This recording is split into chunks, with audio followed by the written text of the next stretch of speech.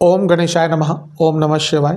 मैं निखिल ज्योतिष आचार्य आप सभी का मेरे चैनल पर पुनः स्वागत करता हूं। आशा करता हूं कि आप सभी स्वस्थ होंगे। महादेव की कृपा आप सभी पर सदैव बनी रहे। ये वीडियो कुंभ यानी कि एक्वेरियस के लिए बहुत महत्वपूर्ण है, क्योंकि ये वीडियो है सूर्य महाराज के राशि परिवर्तन के बारे में। सूर्य यानी कि सन 15 जनवरी 2024 को अपना राशि परिवर्तन कर रहे हैं और अपने मित्र की राशि को छोड़कर यानी कि बृहस्पति की राशि धनु को छोड़कर अपने शत्रु एवं अपने पुत्र शनिदेव की राशि में प्रवेश कर जाएंगे। कोई भी ग्रह जब अपने शत्रु की राशि में जाता है तो अनकंफर्टेबल होता है, लेकिन यहाँ पर एक एक्सेप्शन है, क्योंकि जब सूर्य यहाँ पर मकरस्थ होंगे यानी कि मकर राशि में आएंगे, शनिदेव की राशि में आएंगे, तो उनका आयान बल बढ़ना शुरू हो जाएगा। जैसे हम एक पॉपुलर कल्चर में कहते हैं कि उत्तरायण हो गया, यानी कि सूर्य अब उत्तरायण में है, तो उसी को आयान बल कहते हैं। यानी कि सूर्य अब और बली होना शुरू हो जाते हैं। ग्रहों के कई प्रकार के बल बताए गए हैं शास्त्र में, उसमें से सूर्य का एक पर्टिकुलर बल होता है जिसको हम आयान बल कहते हैं। तो जब उत्तरायण के होते हैं सूर्य तो बहुत शुभ भी होते हैं और बहुत प्रभावशाली और शक्तिशाली भी होते हैं। आज भी अगर आप अपने गांव आदि में जाएंगे, अपने घर के बड़ों से, बड़े बुजुर्गों से बात करेंगे, वो उत्तरायण की महत्वता जानते हैं, वो समझते हैं। आप अभी भी अगर किसी गांव आदि में जाएंगे तो वहाँ पे अधिकतम जो शुभ कार्य हैं वो अपने उत्तरायण के समय में ही कर लेते हैं। इसलिए उत्तरायण को इतना महत्व दिया जाता है और इसलिए मकर संक्रांति को भी इतना महत्व दिया जाता है, क्योंकि यहीं से कहीं ना कहीं सूर्य का उत्तरायण जो एक पथ है वो स्टार्ट हो जाता है। इसीलिए मकर संक्रांति इतना विशेष त्यौहार है और इसीलिए इतना धूमधाम से मकर संक्रांति को बनाया जाता है। कई लोगों को नहीं पता कि मकर संक्रांति क्यों बनती है, क्योंकि यहाँ पे मकर में सूर्य का प्रवेश होता है और वहाँ से उत्तरायण शुरू हो जाता है। इसलिए जो सूर्य है वो यहाँ पर काफ़ी बलशाली हो जाते हैं। वैसे भी सूर्य बल के ही प्रतीक है, प्रतिष्ठा के प्रतीक है, पावर के प्रतीक है, प्रकाश के प्रतीक है, अथॉरिटी के प्रतीक है, कंट्रोल के प्रतीक है। कई चीज़ों का कारकत्व सूर्य के पास ही है। तो सूर्य का राशि परिवर्तन वैसे भी बहुत इंपॉर्टेंट होता है और सूर्य कहीं ना कहीं निरंतरता भी दिखाते हैं, क्योंकि स्टेबल तरीके से हमेशा चलते हैं, हर रोज़ केवल 1 डिग्री चलते हैं। इसलिए आप पाएंगे कि सूर्य का राशि परिवर्तन हमेशा हर महीने आसपास ही होता है, 14-15 के आसपास ही होगा। अभी 15 जनवरी को जब वो आ रहे हैं आपके 12वें स्थान में, तो अगले वर्ष 2025 में भी आप देखेंगे 15 तारीख को ही यहाँ पर आएंगे, उसके अगले वर्ष भी देखेंगे 15 तारीख को ही यहाँ पर आएंगे। तो एक निरंतरता भी सूर्य के कारण हमें हमारे जीवन में उस भाव से संबंध में प्राप्त होती है। तो क्या क्या प्रभाव रह सकता है सूर्य के इस गोचर का, अच्छा बुरा हर चीज़ की बात करेंगे। यदि आपकी लग्न राशि या चंद्र राशि कुंभ है, दोनों ही गाइडेंस के लिए इस राशिफल को देख सकते हैं। मेरा सदैव मानना है कि लग्न राशि से देखेंगे तो आपको अवश्य ज़्यादा सटीकता आपके लिए बैठेगी। जिनको नहीं कन्फर्म लग्न राशि वो चंद्र राशि से देख सकते हैं। शुरुआत करते हैं इस अत्यंत महत्वपूर्ण विश्लेषण का। सबसे पहले देखेंगे सूर्य का 12वें स्थान में आना। थोड़ा अच्छा थोड़ा बुरा प्रभाव दोनों ही प्राप्त होता है। अच्छा क्या प्रभाव है? शास्त्र कहते हैं कि जिसका सूर्य 12वें घर में गोचर करता है उसको दुश्मनों से विजय प्राप्ति होती है, विजय लक्ष्मी की प्राप्ति होती है।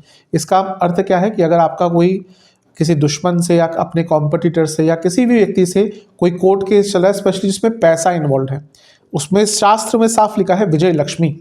तो अगर किसी में पैसा इन्वॉल्व है उस चीज़ में आपको लाभ प्राप्त हो सकता है। यानी कि आपको कोई कोर्ट केस आदि, जैसे सिविल कोई केस चल रहा है, इवन क्रिमिनल प्रकार का कोई केस चल रहा है, आप जिसमें इन्वॉल्व हैं, उसमें आपको विजय प्राप्त हो सकती है, लक्ष्मी की प्राप्ति हो सकती है। तो ये एक अच्छी चीज़ है। वैसे भी लीगल कार्यों में सफलता के लिए सूर्य का यहाँ पे आना अच्छा प्रभाव देता है। अगर आप किसी रोग से ग्रसित हैं तो उससे निकलने का अवसर प्राप्त होता है। यहाँ पे समझना पड़ता है, ऐसा नहीं कि सूर्य का 12वें घर में आना बहुत अच्छा होता है, लेकिन सूर्य को हम कहीं ना कहीं आयुर्वेद का कारक भी कहते हैं, सूर्य को दवाइयों का कारक, सूर्य को वैद्य कहा जाता है। हर ग्रहों के बहुत कारकत्व है। तो 12वां घर क्या है? इलाज का भी है, अस्पताल का भी है, दवाइयों का भी है, मेडिकल प्रोसीजर्स का भी है। तो ये अच्छा उनके लिए है जो ऑलरेडी किसी प्रॉब्लम से गुजर रहे थे, कोई मेडिकल इशू था जो सॉल्व नहीं हो पा रहा था। कई बार होता है कि व्यक्ति को कोई मेडिकल इशू होता है लेकिन वो डायग्नोज ही नहीं हो पाता। आप डॉक्टर्स के पास जाते हैं, वो चेक करते हैं, वो टेस्ट करते हैं, क्लियर नहीं हुआ, फिर एक और बार टेस्ट किया, नहीं क्लियर हुआ, किसी और डॉक्टर के पास नहीं क्लियर हुआ, फिर कुछ टाइम बाद जाके डायग्नोसिस हो पाता है कि हाँ ये प्रॉब्लम है, क्योंकि ईजी नहीं होता। जो डॉक्टर्स काम करते हैं वो भी ईजी नहीं होता, बहुत अनसर्टेनिटी होती है उसमें। तो ये वो समय है, अगर आपकी कोई प्रॉब्लम समझ नहीं आ रही थी, डायग्नोज नहीं हो पा रही थी, तो उसका डायग्नोसिस हो सकता है। आप जाइए डॉक्टर के पास। कोई इलाज काम नहीं कर रहा था, थोड़ा सा प्रयत्न करेंगे इलाज चेंज करने का, वो भी काम कर सकता है। और इसके साथ ही दवाइयों का असर भी इस टाइम पे ज़्यादा होता है, यानी कि अगर कोई बीमारी चल रही थी ऑलरेडी, उससे निकलने का, उससे रिकवरी का आपको अवसर प्राप्त होगा। ये भी एक अच्छी चीज़ है। 12वें घर के सूर्य व्यक्ति को अपनी परंपरा से हटकर कुछ करने पर विवश करते हैं, यानी कि आप कुछ अनऑर्थोडॉक्स, कुछ अनकन्वेंशनल, कुछ नॉर्मल से हटके करने के लिए सक्षम रहेंगे। और ये भी एक कहीं ना कहीं आपके लिए अच्छी चीज़ है कि आप एक रिस्क ले पाएंगे, आप कुछ अलग कर पाएंगे। तो यहाँ से भी एक शुभता सूर्य के 12वें घर पे जाने से प्राप्त होती है। सूर्य सरकार के कारक हैं, सरकारी कार्यों के कारक हैं, और 12वां स्थान विदेश का है। अगर विदेश संबंधित चीज़ों में कुछ सरकारी बाधा आ रही थी, आपका वीज़ा अटक रहा था, वीज़ा डिले हो रहा था, वीज़ा में प्रॉब्लम आ रही थी, कुछ आपका रिजेक्ट हो गया था, दोबारा रीएप्लीकेशन करना चाहते थे, उन सब चीज़ों के लिए 12वें स्थान का गोचर जो 1 महीने का है सूर्य का, अच्छा प्रभाव देगा। इसके साथ ही थोड़ा खर्चों पर भी नियंत्रण होता है। जब सूर्य 12वें घर में आते हैं, व्यक्ति खुद अपने प्रयासों से खर्चों पर नियंत्रण करने का प्रयास करता है। तो ये सारी अच्छी चीज़ें हैं। 12वां घर कहीं ना कहीं तीर्थ स्थलों का है, मंदिरों का है, और सूर्य अपने आप में मंदिरों के कारक है, स्पेशली शिवालय का कारक बोला जाता है सूर्य को। तो ये स्पष्ट है कि आपको किसी बड़े मंदिर, किसी तीर्थ स्थल जाने का अवसर भी इस गोचर में प्राप्त हो सकता है। तो ये सारी शुभता आपके लिए सूर्य यहाँ पर लेकर आएंगे। अब थोड़ी सी नेगेटिविटी भी आती है। क्या? अगर यहाँ पे आप अचानक से किसी यात्रा पर निकलते हैं तो उसमें थोड़ी धन की हानि भी हो सकती है। दूसरा, यहाँ पर जब भी सूर्य आते हैं तो व्यक्ति थोड़ा सा व्यथित होता है, मतलब कि आंतरिक रूप से, मन के रूप से थोड़ा सा वो व्यथित होता है, थोड़ा सा उदास रहना शुरू कर देता है। तो ये एक नेगेटिव फैक्टर सूर्य का यहाँ पर आने से आपको हो सकता है। सूर्य आपके लिए अगर देखा जाए तो वो, अच्छा एक मैं भूल गया बताना, सूर्य सरकार की चीज़ों के कारक है, तो यहाँ पर आपको सरकार से थोड़ा नुकसान हो सकता है। कैसे? कोई टैक्स आदि का इशू है, कोई लाइसेंस आपको चाहिए तो उस पर ज़्यादा खर्च होगा, आपका कोई चालान कट सकता है, तो सरकारी कार्यों पर राजदंड के द्वारा आपका नुकसान यहाँ पर हो सकता है। तो अगर कोई सरकारी कार्य अटक रहा था, कुछ सरकारी ऐसा कार्य अटक रहा था जिसमें आपको पैसा देना है, तो कार्य जल्दी से सुलझा लीजिएगा, अदरवाइज ये चीज़ आगे चलकर आपको और परेशान और दुखी कर सकती है। सूर्य आपके लिए सप्तमेश है। अब सप्तम के स्वामी का 12वें स्थान में होना, यानी कि जो लोग बिजनेस को अपने एक्सपैंड करना चाहते थे विदेश में, उनके लिए अच्छा है। अगर आप विदेश से इन्वेस्टर्स ढूंढ रहे थे, उनके लिए अच्छा है। लेकिन यहाँ पर थोड़ी प्रॉब्लम भी होगी, जो बिजनेस करते हैं उनके खर्चे यहाँ पर अचानक से बढ़ना शुरू हो जाएंगे। ये एक नेगेटिव प्रभाव आपके जीवन में लेकर आ सकता है। दूसरा, आपके पति या पत्नी की तबीयत अचानक से यहाँ पर खराब हो सकती है। तो ये एक नेगेटिव इम्पैक्ट सप्तमेश होने के कारण सूर्य का आपको यहाँ पर प्राप्त हो सकता है। तो थोड़ा सा आपको अपने पति और पत्नी की सेहत का ध्यान देना है।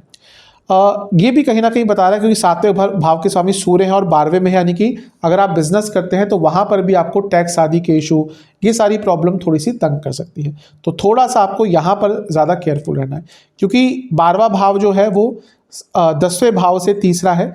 तो आपको अपने कार्य क्षेत्र में थोड़ा सा चौकन्ना रहना पड़ेगा, क्योंकि कुछ लोग यहाँ पे आपके नाम को खराब करने का प्रयास करेंगे। मैंने शुरू में ही कहा था कि सूर्य कई चीज़ों के कारक है, जिसमें मैंने सबसे पहले अथॉरिटी, नाम, सम्मान, गुडविल, प्रताप, ये सब बोला था। अब जो 12वां स्थान है इसको व्यय स्थान कहते हैं, इसीलिए ये स्थान कोई बहुत अच्छा नहीं माना जाता कुछ ग्रहों को छोड़कर। एकमात्र शुक्र ऐसे ग्रह हैं जो 12वें घर में सबसे प्रज्वलित हो जाते हैं, सबसे प्रफुल्लित हो जाते हैं। क्यों? क्योंकि ये भोग का स्थान है, ये व्यय का स्थान है। शुक्र जिसका अच्छा होता है उसको भोग भी अच्छा लगता है, उसको खर्चा करना भी अच्छा लगता है, क्योंकि उसके पास पैसा आता भी है बहुत। तो लेकिन अधिकतम बाकी ग्रह जैसे सूर्य भी हैं वो थोड़े यहाँ पे क्षीण हो जाते हैं, इसीलिए यहाँ पर कार्य क्षेत्र में आपके नाम पर प्रभाव पड़ सकता है। कोई जानबूझकर आपका नाम खराब करने का प्रयास करेगा, और इवन अगर आप बिजनेस भी करते हैं तो भी आपके गुडविल को कोई जानबूझकर हानि पहुँचाने की कोशिश करेगा। सूर्य अपने आप में व्यक्ति की प्रतिष्ठा है, तो कोशिश कीजिएगा कि कुछ भी ऐसा ना करें जिससे आपका नाम खराब हो सकता है। स्पेशली जो लोग बहुत ज़्यादा इन्वॉल्व हैं लोगों के साथ सोशल लेवल पर, आपको बहुत लोग जानते हैं, आप बड़ा बिजनेस करते हैं, आप पॉलिटिक्स में हैं, सोशल वेलफेयर में कुछ इन्वॉल्व है, सोशल कार्यों में इन्वॉल्व है, ऑनलाइन आप बहुत पॉपुलर हैं, तो अपनी इमेज को बहुत सुधार के संभाल के रखिएगा, क्योंकि ये वो समय है जब कुछ लोग जानबूझकर आपकी इमेज को खराब करने का प्रयास करेंगे। तो थोड़ा सा आपको यहाँ पर चौकन्ने रहना है। सूर्य की दृष्टि पड़ेगी छठे घर पर। मैं हमेशा बताता हूँ सूर्य की दृष्टि जहाँ पर पड़ती है उनका प्रभाव बहुत ज़्यादा वहाँ पे रहता है। अब सूर्य का छठे घर पे प्रभाव बहुत अच्छा होता है। पुनः लीगल केसेस में, कंपटीशन में आपको सहायता देंगे, क्योंकि ये स्थान कंपटीशन का है। जैसा मैंने अभी कहा, जो स्टूडेंट्स हैं जिनका कॉम्पिटिटिव एग्जाम है उनको बहुत अच्छा रिजल्ट प्राप्त होगा। आपके अंदर आगे बढ़ने की क्षमता और संकल्प शक्ति रहेगी। ये उपचय स्थान है, सूर्य जैसे ग्रह का उपचय स्थान पर दृष्टि व्यक्ति के जीवन को आगे ही लेकर जाता है। तो ओवरऑल, और ये स्थान भी कहीं ना कहीं रोग का है, और सूर्य जैसा मैंने कहा वो वैदाचार्य हैं, वो वैद है, उनको वैद बोला जाता है। उनको कहीं ना कहीं मेडिसिन का कारक भी चंद्रमा के साथ, दोनों में थोड़ा डिफ्रेंशिएट हो जाता है। सूर्य की जब पर्टिकुलर हम बात करते हैं, जड़ी बूटियों की बात करते हैं, किसी का सूर्य अगर बहुत अच्छा होता है, वो व्यक्ति भले ही कुछ और कर रहा हो, उसको जड़ी बूटियों की बहुत नॉलेज होती है। तो सूर्य का प्रभाव जब छठे स्थान पर होगा तो ये भी कहीं ना कहीं बता रहा है कि व्यक्ति को अपने रोग से निकलने का, अपने रोग से निकलने का रास्ता पाने का यहाँ पे एक बहुत सुनहरा अवसर प्राप्त हो सकता है। तो ये सारी चीज़ें काफ़ी आपके लिए अच्छी दिख रही हैं, काफ़ी शुभ दिख रही हैं। जो नेगेटिव चीज़ें मैंने बताई उनका ध्यान दीजिएगा, क्योंकि ये अर्थ त्रिकोण भी है और 12वें घर में बैठा एक ग्रह देख रहा है। तो जो लोग किसी मल्टीनेशनल कंपनी आदि में काम करते हैं उनको थोड़ा यहाँ पे अचानक से धन का लाभ प्राप्त हो सकता है। जो लोग मैरिड हैं उनको बस ये ध्यान देना है कि यहाँ पर ज़्यादा आर्ग्यूमेंट्स ना करें इस महीने, क्योंकि सप्तम से छठे में सूर्य है, तो एक बार आर्ग्यूमेंट स्टार्ट हुए तो बहुत बड़े स्तर पर जाएंगे। ईगो क्लैशेस भी होगा और पति पत्नी दोनों ही एक दूसरे को के इन लॉज को इन्वॉल्व कर लेंगे। तो थोड़ा सा यहाँ पर बच के रहेंगे तो अच्छा है। स्टूडेंट्स के लिए तो मैं बता चुका हूँ, जिनका कॉम्पिटिशन है कोई या कोई भी कॉम्पिटिटिव एग्जाम है उनके लिए अच्छा ही प्राप्त होगा, अच्छा ही रिजल्ट होगा। तो ओवरऑल बहुत अच्छा आज सूर्य यहाँ पर आपके लिए कुछ अच्छा दे रहे हैं, कुछ बुरा दे रहे हैं, दोनों पर ही आपको ध्यान देना है। सेहत की बात करें तो नेत्र पीड़ा, नेत्र रोग तंग करते हैं, हड्डियों के रोग तंग करते हैं, इंडाइजेशन, लिवर के रोग बहुत तंग करेंगे। उपाय के स्वरूप में आटे का हलवा बनाना है जिसमें गुड़ का उपयोग करना है आपको चीनी की जगह, और थोड़ा सा उसमें केसर डाल लेना है। इस चीज़ का आपको, इस हलवे का आपको भोग लगाना है महादेव को, और फिर ओम नीलकंठाय नमः और ओम आदित्याय नमः, इन दोनों मंत्रों का 108 बार जाप करना है। आशा करता हूं कि वीडियो आपके काम आएगी। चैनल पे नए हैं सब्सक्राइब कर लीजिए, वीडियो को लाइक कर लीजिए। मिलता हूं अगले वीडियो में, तब तक के लिए ओम नमः।